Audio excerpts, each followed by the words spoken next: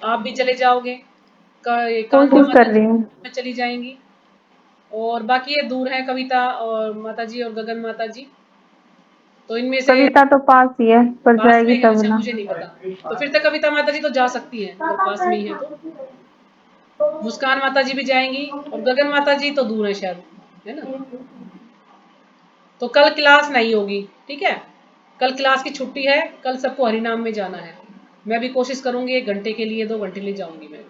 मैं भी जाऊंगी माता जी, सोच रही हूँ ज्यादा जैसे तो नहीं, 5 बजे भी 1-2 घंटे चले के लिए जाए और जाऊंगी। 7 बजे तक वापिस आ जाए। हाँ 6-7 बजे तक वापिस आ जाऊंगी मैं भी। हम्म। किस टाइम निकलोगे माता जी? मतलब बीच में से देखती हूँ कैसे माता जी, निकलती 4 बजे जाऊंगी, 4:30 जाऊंगी, देखती हूँ। वो 5 ही बज जाएंगे शुरू करते कर, 3 बजे सेवा है ना। जिनकी सेवा हो तो 3 बजे चले जाएंगे, जैसे दीदी है मेरी जेठानी चली जाएगी, ये मेरे प्रभु जी चले जाएंगे, 3 बजे बुलाया काकू प्रभु ने इनको, तो इनकी सेवा है। अब मैं तो कोई सेवा करती नहीं हूँ, तो मैं 4 बजे के बाद ही जाऊंगी, 4:30 4:45 तक जाऊंगी, फिर 7 बजे तक वापिस आ जाऊंगी। काम वाली को बोला तो है बैठेगी तो थोड़ी देर। तो ठीक है, हम शुरू करते हैं भगवत गीता। आप सब निकाल लीजिएगा। आज हम पढ़ेंगे पेज नंबर 15 से पढ़ेंगे आज हम, ठीक है। तो कल हमने किया था इसमें, हमें पढ़ना है सात्विक कर्म, राजसिक कर्म और तामसिक कर्म। इनके बारे में थोड़ी चर्चा करेंगे, उसके बाद फिर शुरू करेंगे आगे। तो कल हमने निराकार के बारे में पढ़ा था ना, निराकार, जी। निर्विशेषवादी और ब्रह्मवादी जो भी हैं, इन सब के बारे में चर्चा की थी कल हमने। और जो वैदिक ग्रंथ है हमारे, उनके बारे में चर्चा की थी। और जो गाय का गोबर है उसको पवित्र माना जाता है। और 4 त्रुटियां जो कि संसारी लोगों के अंदर 4 त्रुटियां हैं कि वह त्रुटि करता है, मतलब 4 दोष हैं उनके अंदर कि त्रुटियां करता है। वह मोहग्रस्त हो जाता है, वह धोखा देने की प्रवृत्ति होती है, और उसकी इंद्रियां अपूर्ण है। तो 4 दोष होते हैं संसारी लोगों के अंदर, यानी हम लोगों के अंदर। तो आपको मैं बताती हूँ सात्विक कर्म, राजसिक कर्म और तामसिक कर्म। सात्विक आहार, राजसिक आहार और तामसिक आहार। तो जो रजोगुणी जो सतोगुणी व्यक्ति हैं वो करते हैं सात्विक भोजन। सात्विक भोजन यानी दूध से बनी हुई चीजें, शाक सब्जी फल, इन सब ये सब जो है ग्रहण करते हैं वो। और भगवान को भोग भी लगा सकते हैं, यदि उन्हें ज्ञान होगा भगवान के बारे में तो भगवान को भोग लगा सकते हैं वो। जैसे खीर, मिठाई, सब्जियां, मतलब बिल्कुल सादा भोजन होता है उनका, कोई ज्यादा मिर्च मसाले नहीं होते उसमें, सिंपल भोजन वो करते हैं सात्विक जो सतोगुणी जो लोग हैं। अच्छा, फिर दूसरा है रजोगुणी लोग। रजोगुणी क्या करते हैं, वो खाते हैं मसालेदार खाना। कहेंगे मसालेदार खाना, कि उन्हें पूरी पकोड़े ऐसे तले हुए व्यंजन ज्यादा चाहिए, टिक्की, गोलगप्पे, पिज्जा, बर्गर, इस टाइप का भोजन उनको चाहिए, काफी मसालेदार वाला, तीखा मीठा खट्टा, ऐसा भोजन उनको चाहिए रजोगुणी को। और जो तामसी हैं, जो तमोगुण से के व्यक्ति हैं, वो करते हैं बासी भोजन। बासी भोजन फ्रिज में रखा हुआ या ओवन में पकाया हुआ, या मांस, ज्यादातर मांस खाते हैं ऐसे लोग ना, मांस खाते हैं, शराब का सेवन करते हैं और बासी भोजन खाएंगे। तो उनकी जो बुद्धि है फिर वो ऐसे भगवान के बारे में तो बिल्कुल जानते ही नहीं है। नास्तिक लोग होते हैं ऐसे जो कि बासी भोजन या मांस वगैरह खाते हैं। तो ये है इनका खाना, तामसी लोगों का।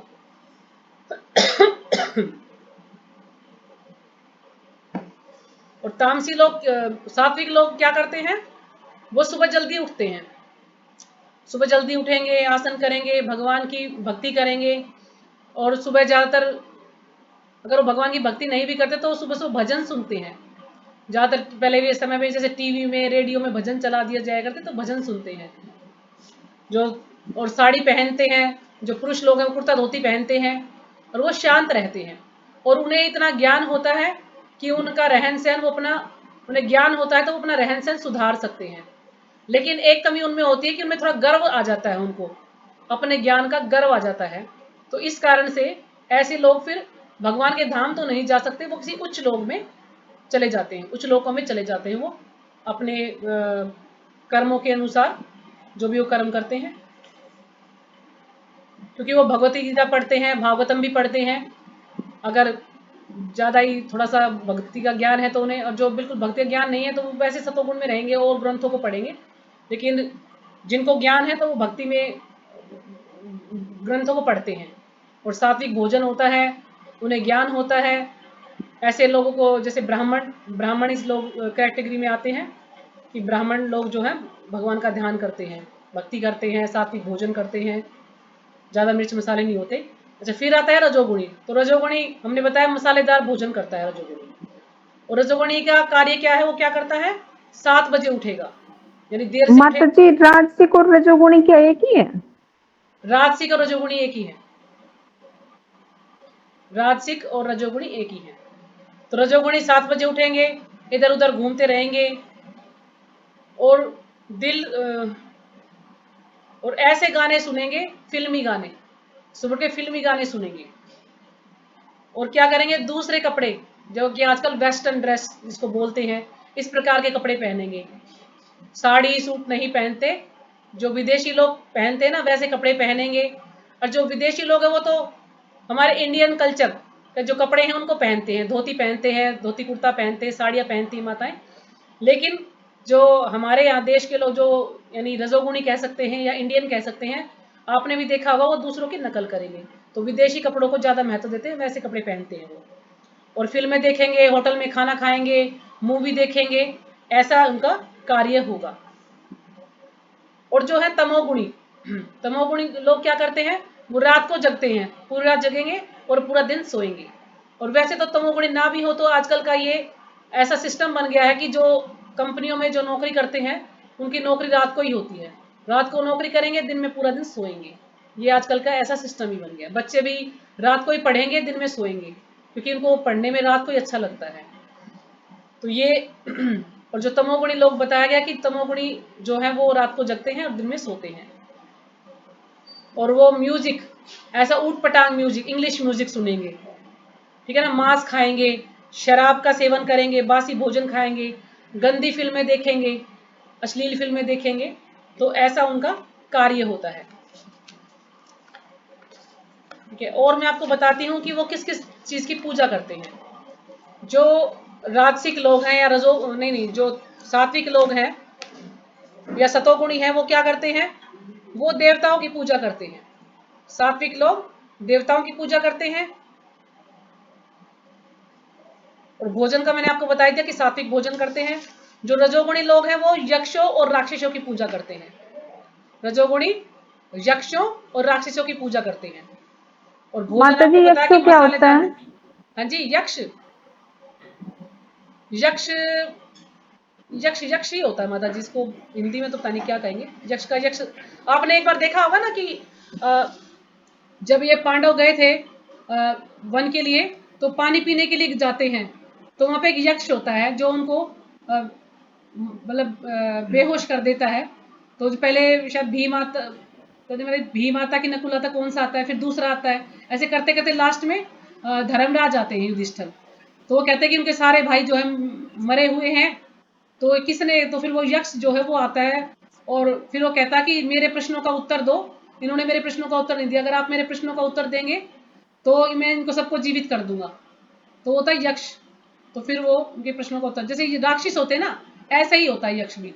बाकी मैं आपको डिक्शनरी देकर और इसका कुछ अर्थ होगा तो बता दूंगी, मैंने लिखा नहीं अभी। और जो तमोगुणी है वो तमोगुणी क्या करते हैं, भूतों की पूजा करते हैं। तमोगुणी भूतों की पूजा करते हैं और ऐसा मांस खाते हैं, शराब पीते हैं, ऐसा भोजन वो करते हैं, हमने भी बताया आपको। तो भूत प्रेतों को पूजते हैं वो, इसलिए वो भी फिर भूत प्रेतों जैसे ही हो जाते हैं। क्योंकि ये क्या ऐसा कार्य क्या करेंगे, जैसे आपने भी देखा भी होगा, कुछ लोग होते हैं ना कि टोटका जैसे करते हैं, चौराहे पे कुछ भी डाल के रख देंगे, मतलब अपनी बीमारी दूसरे गले में डल जाए। टोटके करते हैं ना बहुत से लोग, और ऐसे लोग रात को निकलते हैं घर से बाहर, दिन में नहीं, टोटके रात को ही होते हैं। 12 बजे के बाद उठेंगे, फिर कुछ भी रख के चौराहे पे फिर चले जाएंगे ताकि कोई देख ना पाए, पता नहीं चलता। तो ये ऐसे लोग होते हैं, तमोगुणी लोग होते हैं, जो ऐसा कार्य करते हैं, जो कि टोटका करते हैं, यानी भूतों को पूजते हैं, और फिर उनकी आदत भूतों जैसी हो जाती है।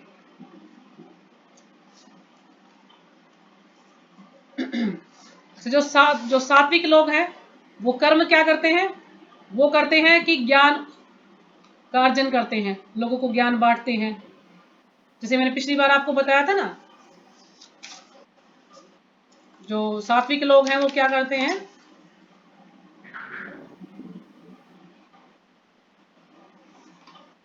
मतलब उनका रहन सहन अच्छा होता है, सात्विक होता है, सब कुछ अच्छे से रहते हैं, ग्रंथों को पढ़ते हैं, वेदों को मानते हैं। लेकिन बस एक कमी होती, गर्व। जब गर्व आ जाता है उनको, तो उस कारण से वो उच्च लोकों में जा सकते हैं, भगवान के धाम नहीं जा सकते। उनको अपने ज्ञान पर थोड़ा अहंकार आ जाता है, गर्व हो जाता है, तो ऐसे वो कार्य करते हैं। और जैसे कि वो औरों की सेवा भी करते हैं, किसी की सेवा भी कर सकते हैं, या किसी को दान भी दे सकते हैं। तो ऐसा किसी को दान देंगे भाई, किसी की जो है सहायता कर देंगे, ऐसे वो कार्य करते हैं। मतलब उनका दान करते थे कोई स्वार्थ नहीं होता, वो ये नहीं सोचते कि उसमें मुझे कुछ बदले में कुछ चाहिए, ऐसा दान करते हैं वो। लेकिन जो रजोगुणी लोग हैं, रजोगुणी ऐसे कार्य करते हैं कि वो जैसे प्याऊ खुलवाना है, गरीबों को वस्त्र बांटना है, जैसे कंबल वगैरह बांटते हैं कुछ, या अस्पताल बनवा दिया, जैसे कोई कमरा बनवाया, मतलब जैसे आपने देखा होगा ना, जैसे हम किसी तीर्थ स्थान पे जाते हैं तो वहाँ नाम लिखा होता है ना कि इस व्यक्ति ने इसको बनवाया है। यानी वो ऐसे काम करेंगे कि उनका नाम होना चाहिए, मतलब स्वार्थ के लिए वो कार्य करते हैं कि मुझे अच्छा, मैं कर्म करूंगा तो मुझे अच्छा फल मिलेगा, मैं स्वर्ग लोक चला जाऊंगा, मैं उच्च लोक चला जाऊंगा, तो इस सोच से वो करते हैं। यानी उन्हें सम्मान चाहिए। अगर वो किसी की सहायता करते हैं, कोई दान करते हैं, तो उन्हें बदले में सम्मान चाहिए कि चार लोग ये कहें हाँ भाई उस व्यक्ति ने बहुत दान किया, वो बड़ा अच्छा है, उसने अपनी माँ की याद में कमरा बनवा रखा है उधर, यानी उसका नाम होना चाहिए उधर। तो रजोगुणी लोग इस टाइप के होते हैं। और जो तमोगुणी लोग होते हैं, उन्हें तो बिल्कुल अलग ही होते हैं, उन्हें भगवान की तरफ तो कोई ध्यान ही नहीं होता, भगवान के बारे में कुछ पता ही नहीं है उनको। वो ऐसे कार्य करेंगे, दूसरों को दुख देना, कष्ट देना। जैसे कि रोड पे भी आपने देखा होगा, कोई गाड़ी टच हो जाती तो कैसे लड़ते हैं एक दूसरे से, है ना, बंदूक तान लेते हैं, गाली गलौज करते हैं। तो ऐसे लोग तमोगुणी होते हैं। और ऐसे लोगों को क्रोध बहुत जल्दी आता है, एक दूसरे से ईर्ष्या करते हैं, वो क्रोधी होते हैं, लोभी होते हैं, पापी होते हैं। तो ऐसे व्यक्ति के अंदर बहुत सारी कमियां होती। तो ऐसे व्यक्तियों का क्या होता है, जब उनकी मृत्यु होती है तो वो नरक लोक को जाते हैं, वो उच्च लोकों को या सर्व लोक को नहीं जाते, ऐसे लोग नरक में ही जाते हैं। और जो रजोगुणी लोग हैं वो सिर्फ स्वर्ग तक ही सीमित हैं, वो और उच्च लोकों में नहीं जा सकते हैं। और उसके बाद फिर उन्हें दोबारा से, ये तीनों कैटेगरी के जो लोग हैं, इन तीनों को दोबारा से जन्म लेना पड़ता है, और फिर से मृत्यु होती, फिर जन्म मृत्यु में चक्र में बंधे रहेंगे ये। लेकिन जो तीनों गुणों से ऊपर उठ चुका है, तीनों गुणों से ऊपर होता है विशुद्ध, यानी शुद्ध सत्व गुण में जो है, वो व्यक्ति भगवान के धाम जाएगा। तो हम सबको इन तीनों गुणों से ऊपर उठना है, ताकि हम भगवान के धाम जा सके। ना ही हमें सतगुण में रहना है, ना रजोगुण में, ना तमोगुण में। हमें इन तीनों गुणों से ऊपर है शुद्ध सत्वगुण, उसमें हमें जाने का प्रयास करना चाहिए।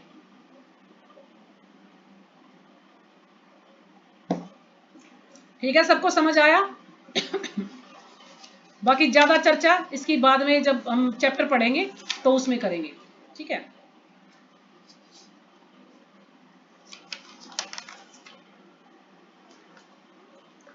तो अब आगे पढ़ते हैं। पेज नंबर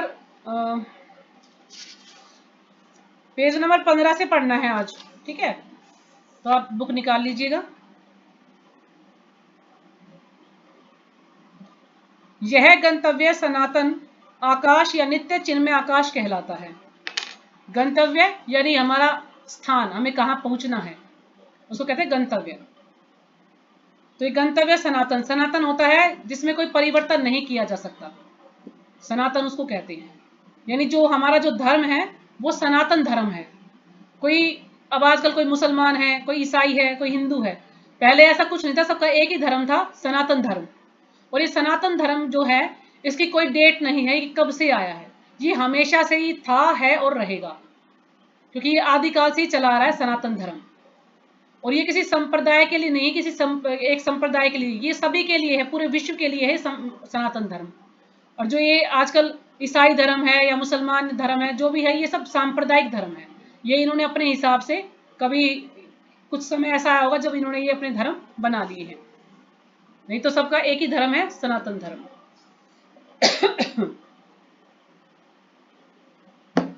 मतलब इसमें हम कोई भी परिवर्तन नहीं कर सकते सनातन धर्म में, क्योंकि भगवान से चला आ रहा है। तो ये गंतव्य सनातन आकाश या नित्य चिन्मय आकाश कहलाता है। तो एक गंतव्य है जो ये सनातन आकाश, यानी जिसमें कोई परिवर्तन नहीं कर सकते, नित्य चिन्मय आकाश कहलाता है, जो कि चिन्मय है, जो कि नित्य है, जो हमेशा से है।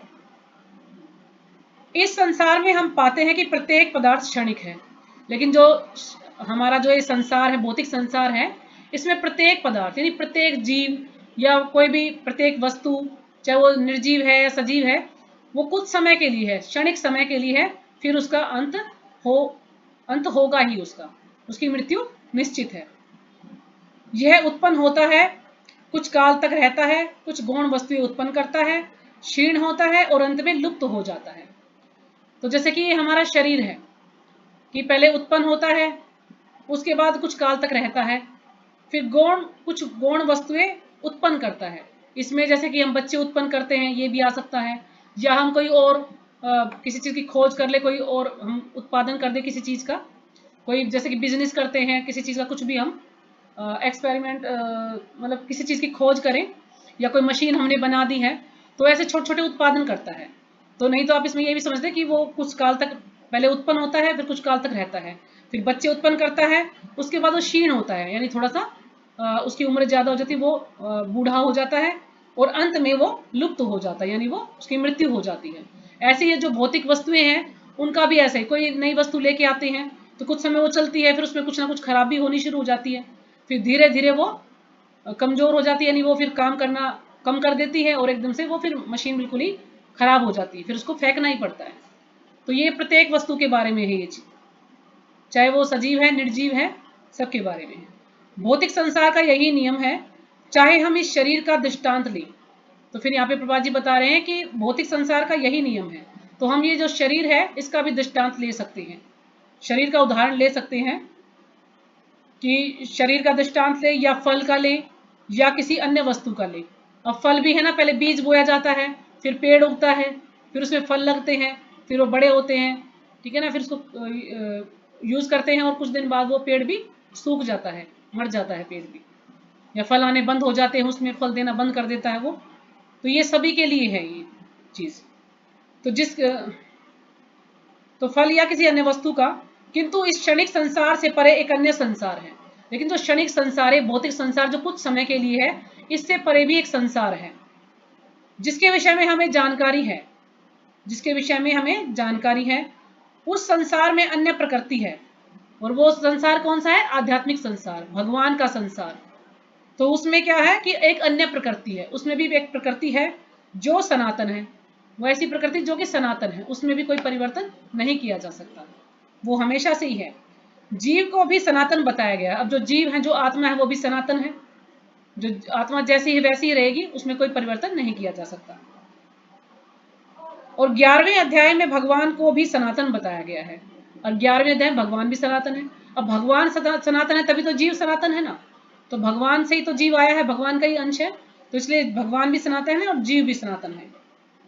हमारा भगवान के साथ घनिष्ठ संबंध है, और चूंकि हम सभी गुणात्मक रूप से एक है, तो भगवान के साथ हमारा घनिष्ठ संबंध है, पहले से ही हमारा भगवान के साथ संबंध था, है और रहेगा। लेकिन क्या है कि इस भौतिक संसार में आने के बाद, इस माया के कारण हम उस संबंध को भूल जाते हैं। फिर जब हम भक्तों का संग करते हैं, कीर्तन करते हैं, तो धीरे धीरे हमें भगवान के बारे में ज्ञान होता है, अपना जो संबंध हम भूल चुके हैं उसके बारे में हमें पता लगता है कि भगवान के साथ हमारा क्या संबंध है। फिर हम भगवान की सेवा करते हैं, और फिर सेवा करने के बाद हम फिर भगवान के धाम चले जाते हैं। तो इसमें बताया कि घनिष्ठ संबंध है, और चूंकि हम सभी गुणात्मक रूप से एक हैं, गुण की दृष्टि से हम सब एक ही हैं, लेकिन मात्रा की दृष्टि से कम है। हमारे अंदर सीमित मात्रा में है, और भगवान के अंदर असीमित मात्रा में है ये गुण। तो सनातन धाम, जो भगवान का धाम है, वो भी सनातन है, भगवान भी सनातन है, तथा ये जीव भी सनातन है। अतः गीता का सारा अभिप्राय हमारे सनातन धर्म को जागृत करना है, जो कि जीव की शाश्वत वृत्ति है। अब गीता का सारा अभिप्राय क्या है, उद्देश्य क्या है, कि सनातन धर्म को जागृत करना है, कि हमें जो सनातन धर्म है उसको, उसके बारे में ज्ञान देना, उसको बताना है, जो कि जीव की शाश्वत वृत्ति है। जो जीव है उसकी शाश्वत वृत्ति है, यानी वो कभी समाप्त होने वाली नहीं है। वो शाश्वत वृत्ति यानी धर्म, वृत्ति को कहेंगे धर्म है वो जीव का। इस हम अस्थायी रूप से विभिन्न कर्मों में लगे रहते हैं। हम अस्थायी रूप से यानी वो स्थायी नहीं है, ऐसे विभिन्न कर्मों में लगे रहते हैं। हम कुछ भी कार्य करते रहते हैं, अपने बच्चों को पालना है, शादी करनी है, घर बनाना है, सारी जो सुविधाएं चाहिए घर में उनके लिए संघर्ष करते रहते हैं, या कोई और हम कार्य करते हैं, यानी हम जो जरूरी नहीं है वो कार्य करते हैं, यानी कि जो अस्थायी है, कुछ समय के लिए है, जो कि स्थायी नहीं है। किंतु यदि हम इन क्षणिक कर्मों को त्याग कर परमेश्वर द्वारा प्रस्तावित कर्मों को ग्रहण कर लें तो हमारे सारे कर्म शुद्ध हो जाएंगे।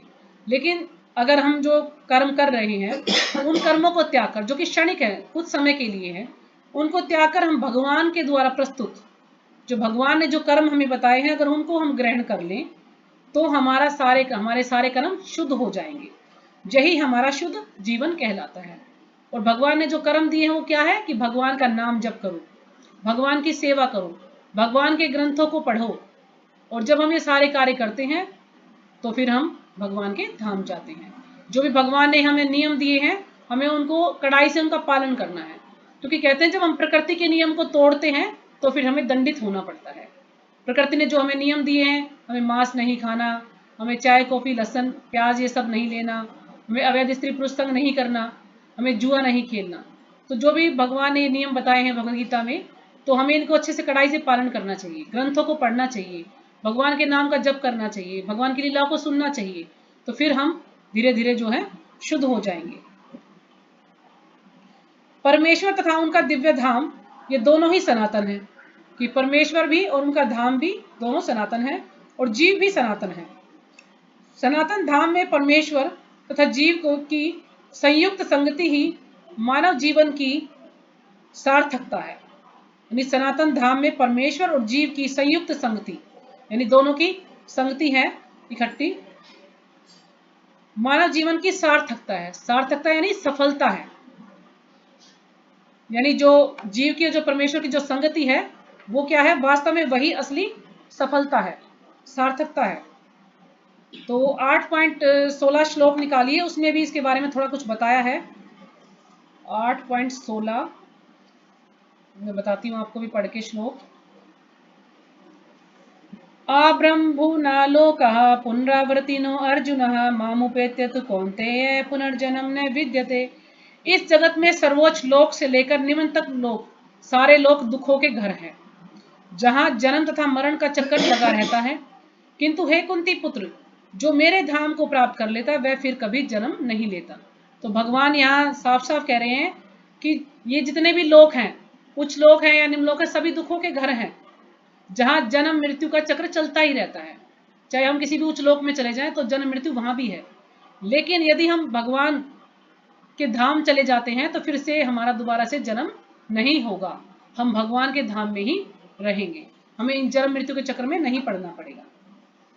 तो यही है परमेश्वर की और जीव की संयुक्त संगति, यही हमारे जीवन की सफलता है वास्तव में। भगवान जीवों पर अत्यंत दयालु रहते हैं क्योंकि वे उनके आत्मज हैं। अब आत्मज क्या होता है, हमारे रिलेटिव, हमारे परिवारजन, यानी जैसे कि मेरा बेटा, मेरी बेटी, मेरा पति पत्नी, मेरे रिश्तेदार, तो इस प्रकार से ये है आत्मज।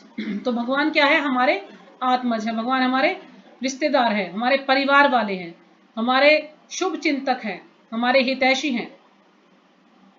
भगवान कृष्ण ने भगवद गीता में घोषित किया है कि सर्व योनिषु अहम बीज प्रतः पिता। तो ये वाला जो श्लोक है 14.4, इसमें भगवान बता रहे हैं कि मैं ही क्या करता हूं, मैं ही सबका बीज पिता हूं, मैं ही बीज देता हूं, उसी से जो है जन्म होता है सबका, क्योंकि बीज डालने वाले भगवान ही हैं।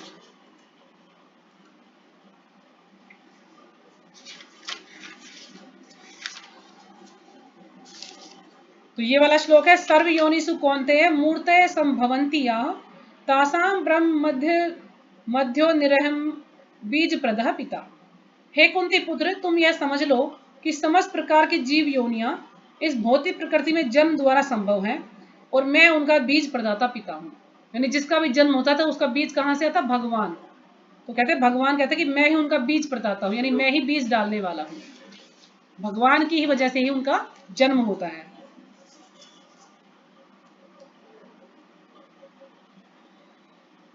तो मैं ही सबका पिता हूं। निसंदेह अपने अपने कर्मों के अनुसार नाना प्रकार के जीव हैं। अब अपने कर्मों के अनुसार इतने प्रकार के जीव हैं, 84 लाख योनियां हैं जो अपने कर्मों के अनुसार सबको शरीर मिला है। लेकिन यहां पर कृष्ण कहते हैं कि वे उन सबके पिता हैं। अतः भगवान उन समस्त पतित बद्ध जीवों का उद्धार करने तथा उन्हें सनातन धाम वापस बुलाने के लिए अवतरित होते हैं। अब भगवान सबके पिता हैं, तो इसलिए भगवान बार बार अवतार रूप में आते हैं कि अब उनको ले जाने के लिए कि छोड़ो इस भौतिक संसार को और मेरे साथ साथ मेरे धाम चलो। तो बार बार उन्हें ये आभास कराते हैं। लेकिन जो बुद्धिमान जीव हैं वो इस चीज को समझ जाते हैं, भगवान की भक्ति करने लगते हैं। लेकिन जो बुद्धिमान नहीं है या जो कि नास्तिक हैं, वो इस चीज को समझ नहीं पाते। वो भगवान को एक साधारण मनुष्य समझ लेते हैं कि भगवान क्या है, भगवान तो साधारण हम जैसे हम हैं ऐसे ही भगवान है। तो भगवान समझते नहीं, कहते तो साधारण जीव है। तो इसलिए वो उस पर विश्वास नहीं करते, उन बातों को नहीं मानते। लेकिन भगवान बार बार आते हैं उनको बुलाने के लिए, अवतार लेते हैं कि अपने घर वापस चलो, जिससे सनातन जीव भगवान की नित्य संगति में रहकर अपनी सनातन स्थिति को पुनः प्राप्त करें। तो भगवान आते हैं कि वो भगवान के साथ रहकर भगवान की नित्य संगति करके अपनी सनातन स्थिति को पुनः याद कर ले, जो उसकी सनातन जो स्थिति उसको पुनः प्राप्त कर सके और वो भगवान के धाम चला जाए। भगवान स्वयं नाना अवतारों के रूप में अवतरित होते हैं। भगवान जो है विभिन्न प्रकार के अवतारों के रूप में अवतरित होते हैं, या फिर अपने विश्वस्त सेवकों को अपने पुत्रों, पार्षदों या आचार्यों के रूप में इन बद्ध जीवों का उद्धार करने के लिए भेजते हैं, या फिर अपने सेवकों को भेजते हैं, अपने पार्षदों को भेजते हैं, या अपने आचार्यों को भेजते हैं। तो जैसे कि गुरु महाराज आते हैं तो ये भगवान के प्रतिनिधि है, भगवान ने ही इनको यहाँ भेजा। जैसे प्रभुपाद जी आए थे तो भगवान ने ही उनको भेजा था यहाँ पर प्रचार करने के लिए। तो कई बार भगवान स्वयं आते हैं, कई बार अपने पार्षदों को भेजते हैं, अपने सेवकों को भेजते हैं, जो उनके पार्षद उनको भेजते हैं, किसी ना किसी रूप में वो आते हैं, ताकि जीव को ये समझाया जा सके कि हमें भक्ति करनी है, भगवान के धाम जाना। जैसे चैतन्य महाप्रभु हैं, चैतन्य महाप्रभु एक भक्त के रूप में आए थे, जबकि वो साक्षात कृष्ण है, लेकिन फिर भी वो एक भक्त के रूप में आए थे। लेकिन कुछ लोग जो जानते थे कि भगवान है तो उनको मना कर देते थे कि नहीं, किसी को मतलब पता नहीं चलने देना कि भगवान हूँ। तो इसलिए वो इतना लोगों को समझाते थे, इतने दयालु थे। कोई उनका अपना अपमान भी करता था तो भी उस पर दया दिखाते थे, क्योंकि वो चाहते थे कि सब जो है भगवान के धाम जाए, सभी हरे कृष्ण महामंत्र से जुड़े, हरिनाम संकीर्तन करें और अपने आप को शुद्ध करें और फिर भगवान के धाम जाएं। तो इसलिए भक्त के रूप में वो आए थे समझाने के लिए भक्ति आखिर कैसे करनी है, कैसे हमें भगवान का नाम जपना है। तो ये सब हमें समझाने के लिए आए थे चैतन्य महाप्रभु। तो बद्ध जीवों का उद्धार करने के लिए भेजते हैं। अतः सनातन धर्म किसी सांप्रदायिक धर्म पद्धति का सूचक नहीं है। अब जो ये सनातन धर्म है कि सांप्रदायिक धर्म पद्धति का सूचक नहीं है, यानी किसी अलग से संप्रदाय का नहीं है। यह तो नित्य परमेश्वर के साथ नित्य जीवों के नित्य कर्म का सूचक है। यह तो नित्य परमेश्वर के, जो परमेश्वर वो नित्य है, जीव भी नित्य है और नित्य कर्म का सूचक है। जैसा कि पहले कहा जा चुका है, यह जीव नित्य धर्म यानी वृत्ति को बताता है कि जीव का नित्य धर्म क्या है, भगवान की सेवा करना। तो ये जीव का जो नित्य धर्म है इसको बताता है। श्रीपाद रामानुजाचार्य ने सनातन शब्द की व्याख्या इस प्रकार की है, वह जिसका न आदि है और न अंत है। तो जो रामानुजाचार्य उन्होंने इसकी व्याख्या की है, इस पर टिप्पणी की है सनातन पर कि किस प्रकार व्याख्या की कि ना इसका अंत है, ना इसका आदि है, ना इसका अंत है। यानी पता नहीं है कहां से शुरू हुआ है और ये कब खत्म होगा। तो इसका आदि और अंत कुछ भी नहीं है, यानी ये बिल्कुल सनातन है, इसमें कोई भी परिवर्तन नहीं किया जा सकता। और किसी को ये नहीं पता कि ये कब से आया है। अंग्रेजी का रिलीजन शब्द नहीं, थोड़ा सा रह गया ना। अतः जब हम सनातन धर्म के विषय में बातें करते हैं तो हमें श्रीपाद रामानुजाचार्य के प्रमाण के आधार पर यह मान लेना चाहिए कि इसका न आदि है न अंत है। तो रामानुजाचार्य ने जो हमें बताया है हमें उस पर विश्वास कर लेना चाहिए, उसको मान लेना चाहिए कि जो उन्होंने बताया वो सही है, कि ना इसका आदि है ना इसका अंत है सनातन धर्म का। अंग्रेजी का रिलीजन शब्द सनातन धर्म से थोड़ा भिन्न है। जो अंग्रेजी शब्द है रिलीजन, रिलीजन का अर्थ भी वही होता है धार्मिक, तो वो थोड़ा सा इससे अलग है सनातन धर्म से। रिलीजन से विश्वास का रिलीजन से विश्वास का भाव सूचित होता है और विश्वास परिवर्तित हो सकता है। अब जो रिलीजन है उससे क्या होता है, विश्वास का भाव सूचित होता है, विश्वास दिखाई देता है, लेकिन ये विश्वास जो परिवर्तित हो सकता है, ये विश्वास बदल सकता है। किसी को एक विशेष विधि में विश्वास हो सकता है और वह इस विश्वास को बदल कर दूसरा ग्रहण कर सकता है। अब किसी को एक विशेष विधि में विश्वास हो सकता है कि ये कार्य अच्छा है या ये धर्म अच्छा है, लेकिन वो अगर किसी और में कुछ अच्छा देखेगा तो वो फिर से उसको बदल सकता है, तो इसका विश्वास बदलकर दूसरी तरफ जा सकता है। लेकिन सनातन धर्म उस कर्म का सूचक है जो बदला नहीं जा सकता। लेकिन जो सनातन धर्म है वो ऐसा धर्म है कि उसको बदला नहीं जा सकता, कोई उसको बदल नहीं सकता।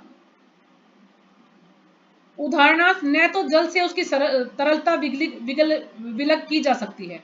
अब जो जल है, जल से उसकी तरलता, यानी जो जल हमें गीला करता है, तो क्या हम जल की जो तरलता है उसको हम बदल सकते हैं? उसको नहीं बदल सकते। जल जैसा है वो वैसा ही रहेगा, जल बहता है तो जल बहेगा ही, तो हम उसको बदल नहीं सकते। इसी प्रकार ने अग्नि से ऊष्मा विलग की जा सकती है। अब जो अग्नि है उससे क्या हम जो उसकी गर्माहट उसको अलग कर सकते हैं? हम अग्नि से उसकी गर्माहट को अलग नहीं कर सकते। तो जैसे हम जल से उसकी तरलता अलग नहीं कर सकते, अग्नि से उसकी गर्माहट यानी उसके ऊष्मा अलग नहीं कर सकते, ठीक इसी प्रकार जीव से उसके नित्य कर्म को विलग नहीं किया जा सकता। तो जीव के जो नित्य कर्म है, नित्य कर्म क्या है? भगवान का सेवक है, वो भगवान का दास है और उसका धर्म है भगवान की सेवा करना। तो इसको हम अलग नहीं कर सकते, जो भी जीव का नित्य धर्म उसको अलग नहीं किया जा सकता। सनातन धर्म जीव का शाश्वत अंग है। सनातन धर्म जीव का शाश्वत अंग है। अतः जब हम सनातन धर्म के विषय में बात करते हैं तो हमें श्रीपाद रामानुजाचार्य के प्रमाण को मानना चाहिए कि उसका न तो आदि है और न अंत है। जिसका आदि व अंत न हो वह सांप्रदायिक नहीं हो सकता।